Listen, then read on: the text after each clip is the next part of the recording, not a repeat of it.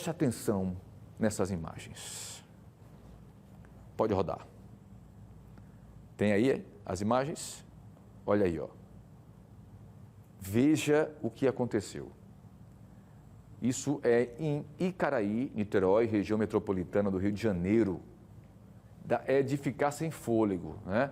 Essa criança foi flagrada por moradores de um condomínio totalmente pendurada na janela de um apartamento sem nenhum tipo de proteção. Os anjos da guarda acamparam ali e protegeram essa criança. É realmente de tirar o fôlego. Essa imagem aí mostra o quanto a criança apronta, é arteira, né? Piscou, já foi, né? A gente vai falar sobre isso agora, sobre essas duas situações, a partir de agora no quadro Dicas do Bombeiro.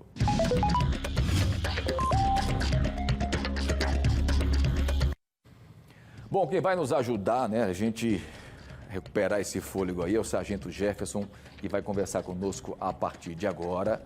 Cadê o Sargento? Está aqui conosco já pela internet. Sargento Jefferson. Olha, que agonia ver aquelas imagens, hein? Eu não sei se essa sensação também passa por vocês que são profissionais o tempo inteiro, se deparam com situações como essa, mas é assim, algo estarrecedor. Repito, os anjos acamparam ali, né? Bom dia. Bom dia, é verdade, são situações que nos deixam arrepio, né, a flor da pele, né, e são situações que, por incrível que pareça, no Brasil são corriqueiras, né, só esse ano a mídia divulgou aproximadamente 3 casos envolvendo situações parecidas com essas aí. Infelizmente é mais comum do que se imagina. Meu querido sargento, de fato a tela nessa situação aí seria um acessório extremamente importante, porque a janela, ela está sem nada, minha gente. Sem nada, nada. Foi Jesus, Deus mesmo, chegou ali e ficou aparando a criança até chegar um adulto. A tela, de fato, é algo muito importante nessas questões? Veja só, Papito, a tela sim é um dos itens de segurança mais importantes, né, mais importantes nos apartamentos ou em sacada, né? Às vezes o indivíduo mora no primeiro andar e precisa proteger as áreas. A gente sabe que as crianças têm, logo nessa fase sensorial motor, né, que nós chamamos, que vai de 0 a 2 anos de idade, dentro dessa fase de descobrimento, de engatear, de caminhar, de explorar o ambiente da casa, ela pode começar a partir para locais perigosos, por exemplo, subir em bancos próximos da janela, por exemplo. E aí, onde não tem a tela ou aquela grade de alumínio, pode ser um ponto fatal ali, de um acidente fatal com a criança. Inclusive, às vezes, os pais, né, com aquele intuito de querer colocar a criança naquele momento de lazer, de folga, para ver da altura o espaço, então aquilo dali vai se tornar uma forma de incentivar a criança naquele momento que ela esteja só. E como ela está naquela fase de desenvolvimento motor, de curiosidade, ela vai querer subir naquele banquinho, subir naquele sofá, subir naquele móvel e ficar lá na janela, arriscando a vida ali inocentemente, podendo morrer de uma queda. De fato, muita gente se perguntou, né, como é que essa criança conseguiu chegar aí nesse parapeito da janela realmente. E a gente vê uma imagem na sequência que nós estamos mostrando aqui, uma mãe flagrou uma bebezinha mesmo, né? Acredito que deve ter aí um pouco mais de um aninho, subindo em uma escada que estava escorada na parede. Ela escalou a escada, essa imagem e a mãe acompanhando, né? A janela tinha a tela, né, de segurança, mas ela ficou ali esperando para ver como a criança, em questões de segundos, já estava no alto da escada, né, e de olho observando exatamente o que estava ali embaixo. Você vê como criança realmente piscou, vacilou, tem que estar prestando sempre atenção e evitar esse tipo de situação, né, sargento?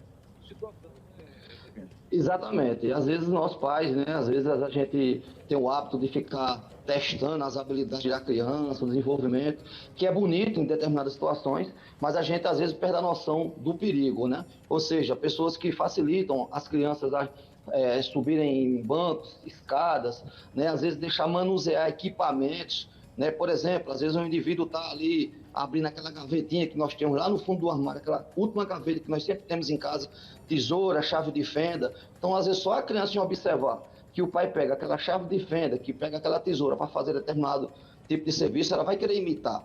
Então, consequentemente, se o pai está facilitando, às vezes a criança, ele está observando, na visão dele, naquele momento, ele está observando a criança fazer uma atividade que na visão dele, naquele momento, ele está fazendo a segurança dela. Mas a criança, ela depois vai querer fazer sozinha. E aí, uma dúvida também hoje, muito importante, sargento, é como abordar essa criança que está aí pendurada em algum parapeito, em alguma sacada, porque talvez, e muitas vezes eu já vi isso acontecer, relatos, claro, dos pais se assustarem e a criança que está ali naquela situação de risco se assustar como os pais se assustaram e aí se desequilibrar e cair realmente, né? Ter um autocontrole nessa situação, eu sei que é super complicado, é muito difícil, mas qual seria o indicado para o pai, para um adulto que esteja ali ao lado? Como reagir em uma situação como essa? Veja só, realmente é algo delicado, né? Até para nós que somos profissionais da área de salvamento, que estamos treinados e psicologicamente bem para atuar nessas ocasiões, mas se faz necessário sangue frio, né, calma, até porque uma tentativa de falar com a criança, ou um grito, né, sai daí, pule daí, a criança pode se assustar, escorregar e cair. Então tem que usar a sutileza, né, até porque a criança muitas vezes já está no imaginário dela, que ali é uma situação de risco, né, porque às vezes a criança ela tem noção disso aí, e mesmo assim, aquelas que não tenham, se a gente chegar gritando, falando alto, né, ou até na hora de se aproximar, se não tiver calma, essa aproximação, esse toque na criança, pode ser um toque que pode causar até um acidente. Então, bastante calma, né, falar com a criança baixo, tentar manter ela com calma, de preferência, como o pessoal fez, distrair ela em uma situação oposta, onde ela fique parada e tentar fazer o resgate dela. É uma situação muito complicada, difícil, né, e a gente pede que, numa situação dessa, mantenha a calma, sem gritaria, para evitar que a criança se apavore e possa escorregar na tentativa até de voltar para dentro do quarto, né?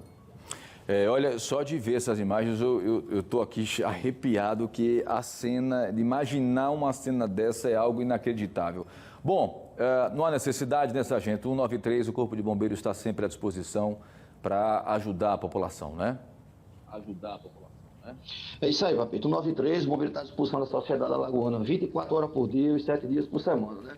E as pessoas que têm criança em casa devem tomar algumas providências, como proteger a fiação elétrica de casa, né? Os fios, não deixar expostos, proteger quina, colocar o estamponamentozinho nas tomadas para a criança evitar colocar o dedo, evitar bancos, sofás, tudo aquilo que possa proporcionar a criança subir numa janela, ter cuidado na hora de colocar ela para tomar um banho, né, porque o piso é escorregadio. O Ministério da Saúde tem lá uma estatística que até os 9 anos de idade são os maiores traumas que ocorrem com crianças, traumatismo craniano, são quedas em banheiro, local escorregadio, né, comprimidos que as crianças às vezes podem achar que são balas, né, enfim, então uma variação de cuidados que a gente deve ter com crianças para evitar esse tipo de acidentes. Sem dúvida, teve criança em casa, tem que mudar completamente a rotina, né?